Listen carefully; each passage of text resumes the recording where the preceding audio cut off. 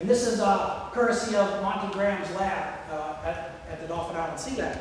And so the gyre is still there and it's moving around. The only way that the gyre changes if it's acted upon by a high energy force. A hurricane, obviously. We haven't had a high energy force yet. We will, but we haven't had one yet. And again, that's measuring, next slide, that's measuring surface currents, okay? And the surface oil that we see. These are some of the organisms that we look at on a constant basis. They're all planktonic. You can only look at them with a microscope. Shrimp, little copepods, fish, and fish eggs. Next slide, please. One of the first samples of oil-related material that we picked up, we sent off to labs to have analyzed. And the labs came back, and this was, they believed that this was oil that was in tanks on the deep horizon when it exploded and the heat crystallized it, and what you're seeing, the little round pockets are where the gas exploded out of that sample. Next slide, please. Well, I wanted you to understand a little bit of the mechanics of how fish might be involved. This is weathered oil. This is in June, right off Dauphin Island, about 12 miles off. You see the orange color there in both slides. And the little guy down front that I'm holding his mouth open is a bay anchovy. The bay anchovy it's a clupea. It's a filter-feeding animal. It runs through the surface waters with his mouth open. And so what I'm showing you is those little hairs that stick out are gill filaments. And he filters out all those little organisms that I showed you earlier. So if this guy runs through the oil, his gills and gill rakers are going to be clogged, and he's toast. And they are. And along with a very important organism that we don't eat, it's a multi-million-dollar organism, menhaden. They swim the same way. So this is where weathered oil on the surface would have a direct impact on a fisheries. Next slide. This is more of what it looks like. And again, this is weathered oil. All right. Now, again, we have to think about this. 5 million barrels, 5,000 barrels of oil entered the Gulf. All right, entered the Gulf. 90% of it is in the Gulf. It was dispersed at 5,000 feet. 5,000 feet, this chemical was applied to the oil. It's 39 degrees Fahrenheit at 5,000 feet. All right, and it's 1,500 atmospheres.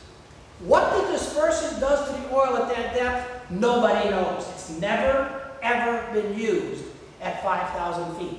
It was designed as a chemical to disperse oil on the surface. It was sprayed by boats. It was used in Ixtoc. It was sprayed by airplanes. It breaks it up, emulsifies the oil into small molecules where bacteria works on it, but never used at 5,000 feet. Untested. Untested. Banned in all of Europe. Dispersants are not allowed to be used in Europe. Yet our own government, EPA, sanctioned the use of the dispersant, told them to stop using it all of a sudden, and they continued to use it, and then continued to sanction it after that. Lisa Jackson, the head of the EPA, was at our lab. I asked her directly, I said, "Aren't you concerned about the toxicity?" She said, "Well, it's no more toxic than the oil." Well, that's comforting. That just makes me feel good. And then I asked her that question about, have you tested it at 5,000 feet? And, well, there's always political ways of, getting around that question. The answer to that is no. It's never been tested. Next slide, please. Well, this is one of my wife's and I favorite islands. We go to it all the time. If any of you have ever heard about Walter Anderson, I recommend you go to Walter Anderson Museum in Ocean Springs. He used to go out there all the time in a little dinghy. It's a beautiful natural habitat. It's a national seashore. There's no development on it except a ranger station. And that's what it looked like June 25th on the frontal beach. And that is crude oil. That's not dispersed oil. That is not weathered oil. That is heavy crude oil. And that's a northern gannet bird that obviously did not make it in the oil. Next slide, please. This is what we're seeing. We saw this early on. We still see it. We're going to probably see this for the next 10 years. We're going to see particles of oil coming up on shore in multiple sizes. Dr. Crozier's standing there with a glob that's about the size of his foot, and then you can see all these other particle size, and that's going to continue over and over and over. A big storm is going to bury a lot of that. What the fate of that is as far as interacting with organisms, we don't really think that that's a very active form of the oil that would cause any real concern. Next slide. And of course, we had visits by everybody. You know, the governor. Now, to the governor's credit, I must say that the governor has been the most proactive governor in the Gulf of Mexico as it pertains to this oil. He's been on it. He disputes NOAA, he disputes the EPA, he calls them to the floor, he questions them. He has been looking after the resources of Alabama, and I commend him for having that strong stance for coastal Alabama. Dr. Luchenko, the head of NOAA, came early on, and even our president decided to cross the mouth of Mobile Bay and look down and say there's no oil. We're looking at a couple of different studies, something very important to us. Sargassum is a floating algal mat. It's a natural occurring type of seagrass that floats in the water column this time of year. It has air bladders, it floats at the top. There's an entire plethora of organisms that live in the sargassum, and then there's a whole lot of different species of fish that live under it. So there's our research vessel. We're about 60 miles offshore. That's a sargassum mat. The grass, the algae itself is all dead because it's interacted with the oil, but underneath it, there's an entire colony of the fish are still using it, the underpart, as a habitat. We haven't seen that they're eating in it, but they are using it for cover, and we're continuing that study. This is a depiction of what's out there right now. In the center is the actual Deewater Horizon hole, and on each side, that little swirly line, that is the drill hole. I'm telling you that the technology to drill today is excellent.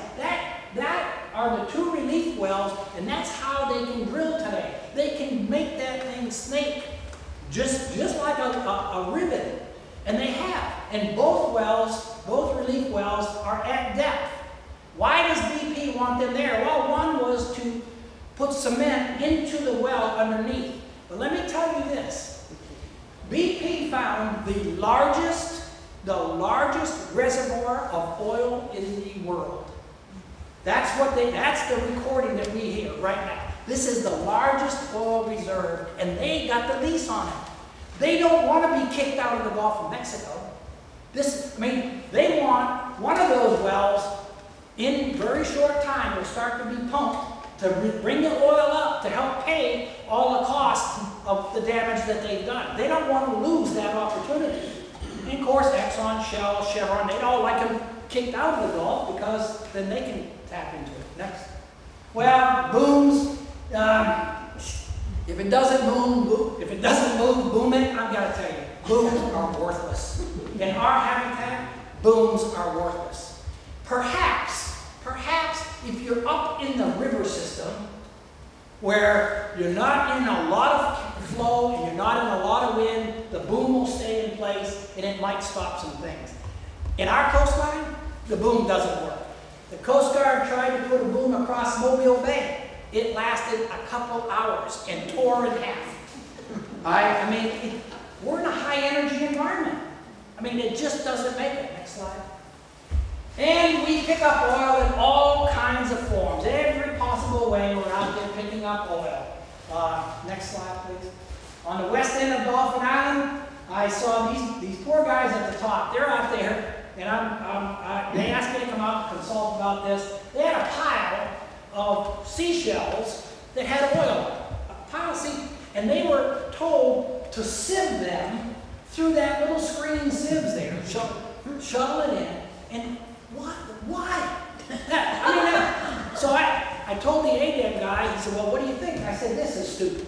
I said, this is the dumbest thing. Unless you're in a jobs program, unless you're actually doing this to make it look like the job numbers are up in our country, I said, this is ridiculous. Get a bobcat out here, send all these guys away, get a bobcat, little track hole, run it down, scoop them all up, take them to the landfill like